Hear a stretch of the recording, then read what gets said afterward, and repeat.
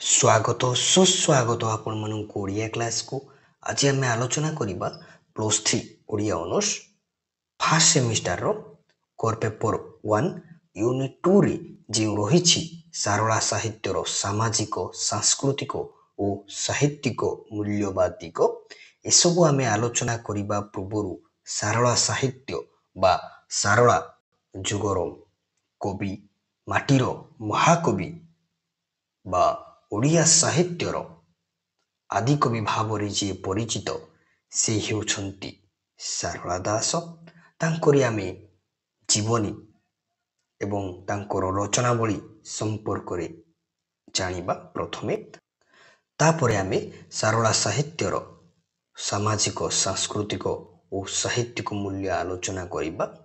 भिडियोटी भल लागिले शेष रे लाइक करिवे, सब्सक्राइब करिवे, अधिक रु अधिक मात्रा सांगसाथी माननकु शेयर करिवे। वर्तमान सारला दासों को नहीं क्लास टी आरंभ करिबा। ख्रीष्टीय पंचदश शताब्दी को ओडिया साहित्य इतिहास रे सारला जुग भाव रे नामित करा जाइछि। एही समय सीमा मध्य रे एकमात्र ज्ञात और प्रतिभावान कवि थिले सारला दास। तेणु तांको नाम रे एही जुगटी नामित होइछि। एही समय रे सूर्यवंशर स्थापयिता सम्राट कपिलेन्द्र देव और तदीय पुत्र पुरुषोत्तम देव राजत्व करुथिले। ख्रीष्टीय पंचदश शताब्दी को ओडिया साहित्य इतिहास रे सारला जुग भाव रे नामित करा जाइछि। कारण से समय रे एकमात्र ज्ञानी विज्ञ प्रतिभावान कवि थिले सारला दास। तेणु तांको नाम अनुसार सही जुग को नामित करा जाइछि। आउ सही समयर राजा थिले सूर्यवंशर जे कि प्रतिष्ठाता कपिलेन्द्र देव आउ तांको पुत्र पुरुषोत्तम देव राजत्व करुथिले। उत्कल माटीर महाकवि सारला दासंक जीवनी संबंध रे विशेष किछि तथ्य मिले नाही। कारण निज ग्रंथ मानकर से निजर स्पष्ट परिचय दे नाहंती।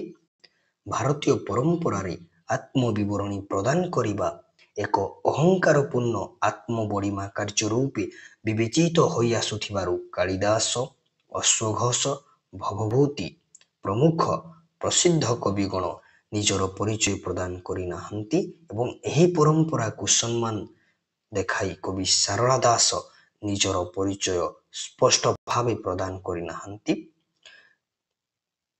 उत्कल माटीर बा ओडिशार महाकवि बा आदिकवि सारला दासंक जीवनी संबंध रे से निजे किछि तथ्य देई नाहंती।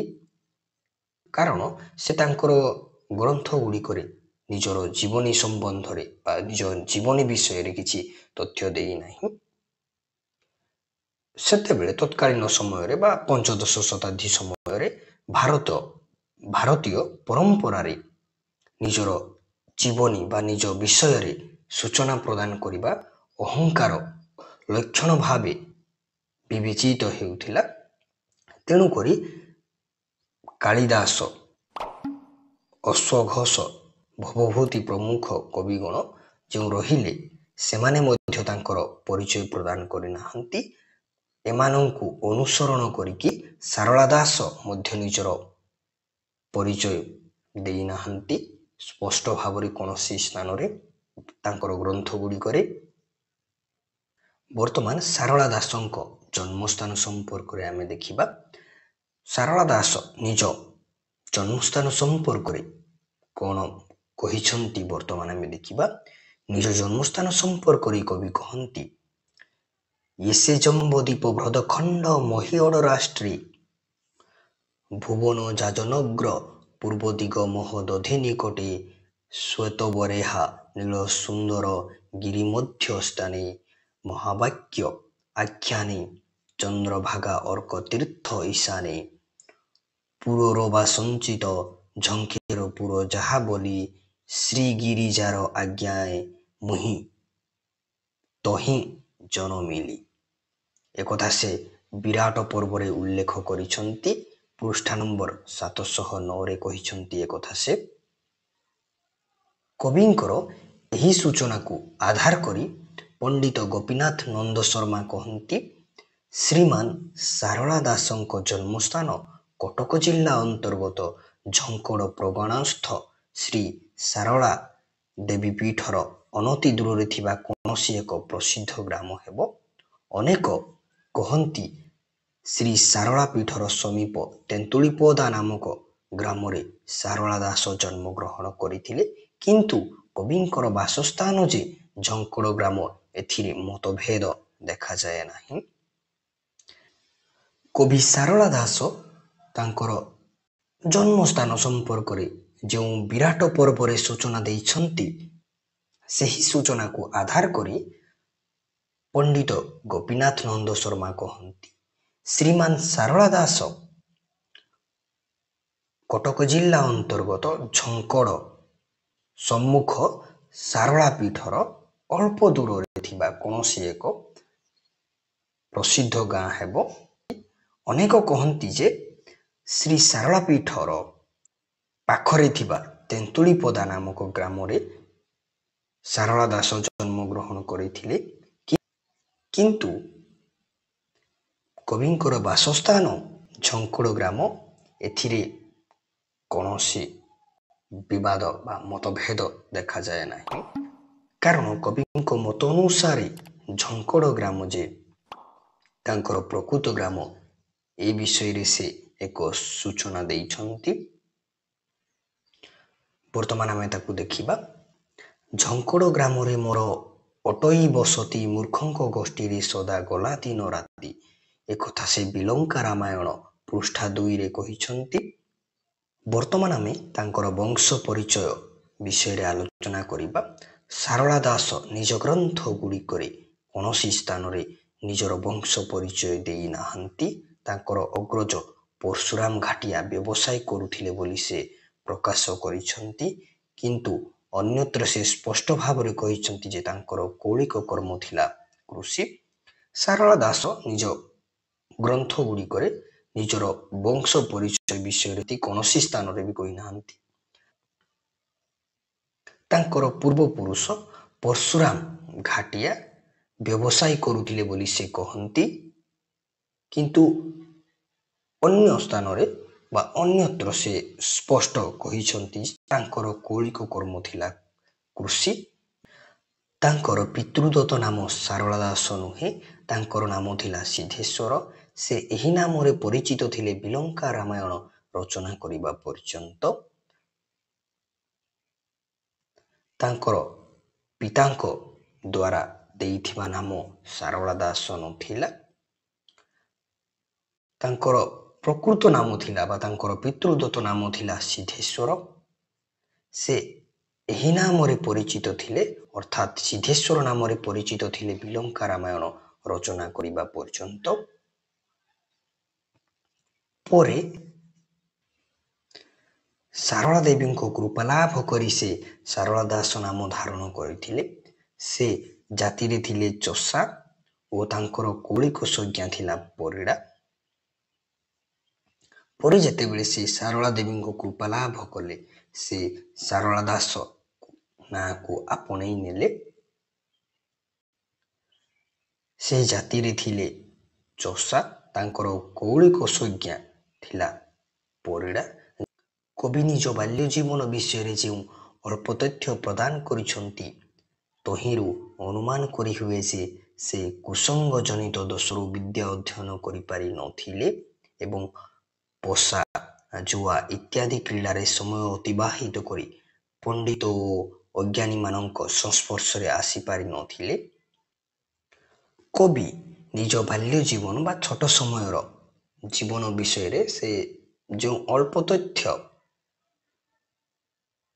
ପ୍ରଦାନ କରିଛନ୍ତି, ସେଥିରୁ ଆମେ ଅନୁମାନ କରିଥାଉ ଯେ ସେ ତାଙ୍କର ଖରାପ ସାଙ୍ଗ ସହିତ ସାଙ୍ଗ ହେବାରୁ ସେ ବିଦ୍ୟା ଅଧ୍ୟୟନ କରିପାରି ନଥିଲେ ଏବଂ ପଶା, ଜୁଆ ଇତ୍ୟାଦି କ୍ରୀଡ଼ାରେ ଅର୍ଥାତ୍ ଖେଳରେ ସମୟ ଅତିବାହିତ କରି ପଣ୍ଡିତ ଆଉ ଜ୍ଞାନୀ ବ୍ୟକ୍ତିମାନଙ୍କ ସଂସ୍ପର୍ଶରେ ଆସିନଥିଲେ।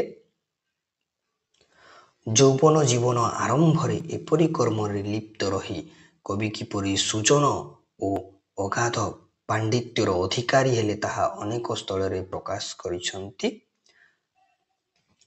ଯୌବନ ବା ଯୁବକ ସମୟ ଆରମ୍ଭରେ କବି ଯେଉଁ ପୋଷା, ଜୁଆ ଇତ୍ୟାଦି କର୍ମରେ ଲିପ୍ତ ଥିଲେ,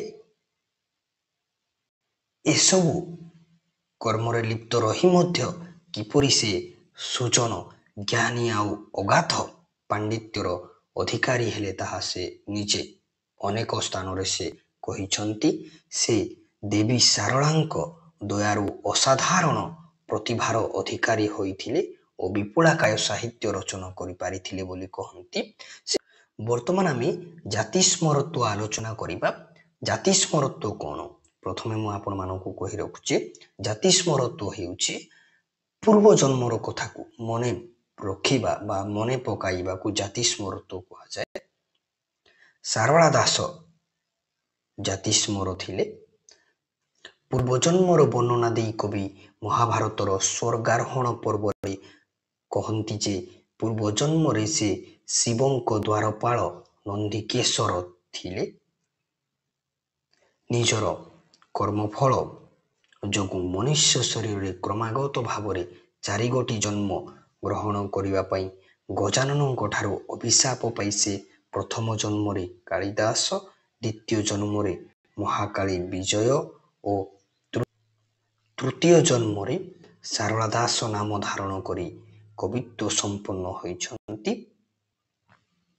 ଶାରଳା ଦାସ ପୂର୍ବଜନ୍ମର ବିଷୟରେ ଯେଉଁ କହିଛନ୍ତି, ସେ ବିଷୟରେ ସେ ମହାଭାରତର ସ୍ୱର୍ଗାରୋହଣ ପର୍ବରେ ଏକଥା ସେ କହିଛନ୍ତି।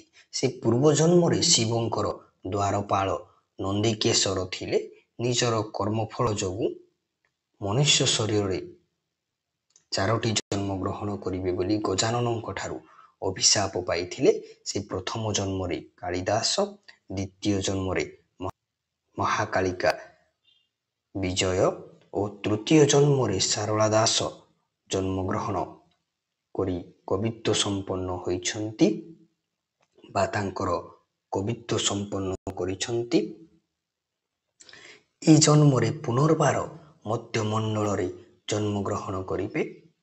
ପ୍ରତ୍ୟେକ ଜନ୍ମରେ 15 ଲକ୍ଷ ପରିମାଣର ପଦ ରଚନା କରି ସମୁଦାୟ 60 ଲକ୍ଷ ପଦ ରଚନା କରିବା ପରେ ସେ କପିଳାସକୁ ପ୍ରତ୍ୟାବର୍ତ୍ତନ କରି ପୂର୍ବର ଦ୍ୱାରପାଳ କାର୍ଯ୍ୟ ତୁଲାଇବେ।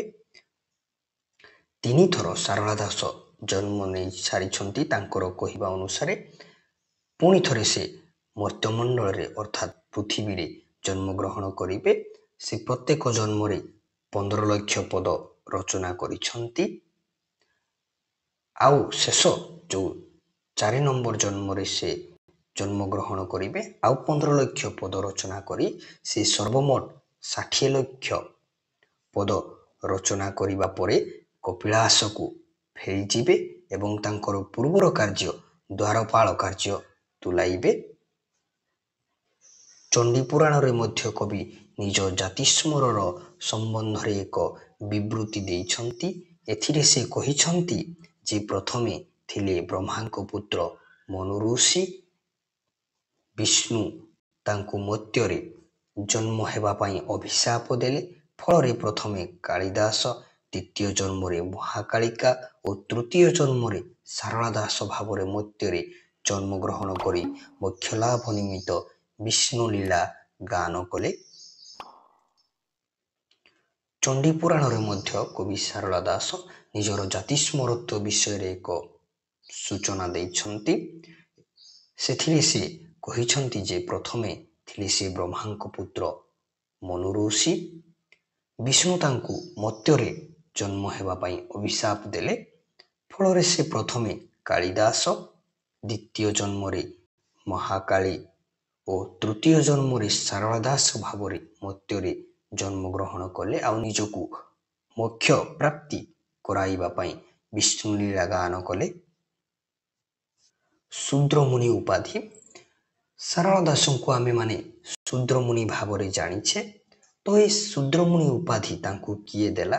ଶାରଳା ଦାସ ଏ ସମ୍ପର୍କରେ କ'ଣ କୁହନ୍ତି ବର୍ତ୍ତମାନ ଆମେ ଦେଖିବା। କବି ନିଜ ଆରାଧ୍ୟ ଦେବୀ ଶାରଳାଙ୍କ ଭକ୍ତ ବା ସେବକ ଥିବାରୁ ନିଜକୁ କେବଳ ଶାରଳା ଦାସ ନାମରେ ପରିଚିତ କରିନଥିଲେ। ଅନେକତ୍ର ସେ ନିଜକୁ ଶୂଦ୍ରମୁନି ଭାବରେ ବିଖ୍ୟାତ କରିଥିଲେ। କବି ସାରଳା ଦାସ ଦେବୀ ସାରଳାଙ୍କ ଭକ୍ତ ବା ସେବକ ଥିବାରୁ ସେ କେବଳ ନିଜକୁ ସାରଳା ଦାସ ବୋଲି ପରିଚିତ କରାଇ ନଥିଲେ, ଅନେକ ସ୍ଥାନରେ ସେ ଶୂଦ୍ରମୁନି ଭାବରେ ମଧ୍ୟ ଖ୍ୟାତି ଅର୍ଜନ କରିଥିଲେ। ଏହି ଶୂଦ୍ରମୁନି ଉପାଧି ତାଙ୍କର ଦେବୀ ପ୍ରଦତ୍ତ ବୋଲି ମଧ୍ୟ ସେ ମତ ପ୍ରକାଶ କରିଛନ୍ତି। ଏହି ଶୂଦ୍ରମୁନି ଉପାଧି ତାଙ୍କୁ ଦେବୀ ଦେଇଛନ୍ତି ବୋଲି ମଧ୍ୟ ସେ ପ୍ରକାଶ କରନ୍ତି। ତାଙ୍କରି ମତରେ ସେ କହନ୍ତି, ତୋହର ଆଜ୍ଞାଏ କହିଲି ଶୂଦ୍ରମୁନି ମୋହର ନାମ, ଏ କଥାକୁ ଅନ୍ତର ମତେ ନ କରାଅ ମତି ଭ୍ରମ। ଏକଥା ସେ ଆଦି ପର୍ବ ପୃଷ୍ଠା 527ରେ କହିଛନ୍ତି। କବିଙ୍କ ସମୟ ସୀମା ନିର୍ଣ୍ଣୟ ବର୍ତ୍ତମାନ ଆମେ ଦେଖିବା। କପିଳେନ୍ଦ୍ର ଦେବଙ୍କ ରାଜତ୍ୱର ଶେଷ ଭାଗରେ ଓ ପୁରୁଷୋତ୍ତମ ଦେବଙ୍କ ରାଜତ୍ୱର ପ୍ରାରମ୍ଭରେ କବି ଜୀବିତ ଥାଇ ତାଙ୍କର ସୁବିଶାଳ ଗ୍ରନ୍ଥଗୁଡ଼ିକ ରଚନା କରିଥିଲେ। ଏଣୁ ସାରଳା ଦାସଙ୍କୁ ପଞ୍ଚଦଶ ଶତାବ୍ଦୀର କବି ଭାବରେ ବିନା ବିବାଦରେ ଗ୍ରହଣ କରାଯାଇପାରେ। ବର୍ତ୍ତମାନ ଆମେ କବିଙ୍କ ରଚନାବଳୀ ସମ୍ପର୍କରେ ଆଲୋଚନା କରିବା। ସାରଳା ଦାସ ମହାଭାରତ, ବିଲଙ୍କା ରାମାୟଣ, ସପ୍ତକାଣ୍ଡ ରାମାୟଣ, ଚଣ୍ଡୀ ପୁରାଣ, ଲକ୍ଷ୍ମୀନାରାୟଣ ବଚନିକା ପ୍ରଭୃତି ଗ୍ରନ୍ଥମାନ ରଚନା କରିଥିଲେ। କବି ତାଙ୍କ ରଚନାକ୍ରମ ସମ୍ବନ୍ଧରେ କହନ୍ତି। କବି ସାରଳା ଦାସ ସାରଳା ମହାଭାରତ, ବିଲଙ୍କା ରାମାୟଣ, ସପ୍ତକାଣ୍ଡ ରାମାୟଣ, ଚଣ୍ଡୀ ପୁରାଣ, ଲକ୍ଷ୍ମୀନାରାୟଣ ବଚନିକା ପ୍ରଭୃତି ଗ୍ରନ୍ଥ ରଚନା କରିଥିଲେ। କବି ତାଙ୍କର ରଚନା ସମ୍ବନ୍ଧରେ ବା ରଚନା ବିଷୟରେ କହନ୍ତି। ପ୍ରଥମେ ଶ୍ରୀରାମାୟଣ, ଦ୍ୱିତୀୟ ଭାରତ, ତୃତୀୟ ଲିଖନ କଲି ଶ୍ରୀ ଭାଗବତ। ଏକଥା ସେ ଚଣ୍ଡୀ ପୁରାଣ ପୃଷ୍ଠା 35ରେ କହିଛନ୍ତି। ଏଠାରେ ଶ୍ରୀରାମାୟଣ ହେଉଛି ବିଲଙ୍କା ରାମାୟଣ, ଭାରତ ହେଉଛି ମହାଭାରତ ଓ ଶ୍ରୀ ଭାଗବତ ହେଉଛି ଦେବୀ ଭାଗବତ ବା ଚଣ୍ଡୀ ପୁରାଣ। ଏହି ଭିଡ଼ିଓରେ ଆମେ କେବଳ ସାରଳା ଦାସଙ୍କ ଜୀବନୀ ଏବଂ ତାଙ୍କର ରଚନା ସମ୍ପର୍କରେ ଆଲୋଚନା କଲେ। ଆଗକୁ ମଧ୍ୟ ଆମେ ଆଲୋଚନା କରିବା। ଯଦି ଭିଡ଼ିଓଟି ଭଲ ଲାଗିଥାଏ ଶେଷରେ ଲାଇକ୍ କରିବେ, ସବସ୍କ୍ରାଇବ୍ କରିବେ, ଅଧିକରୁ ଅଧିକ ମାତ୍ରାରେ ସାଙ୍ଗସାଥିମାନଙ୍କୁ ସେୟାର କରିବେ।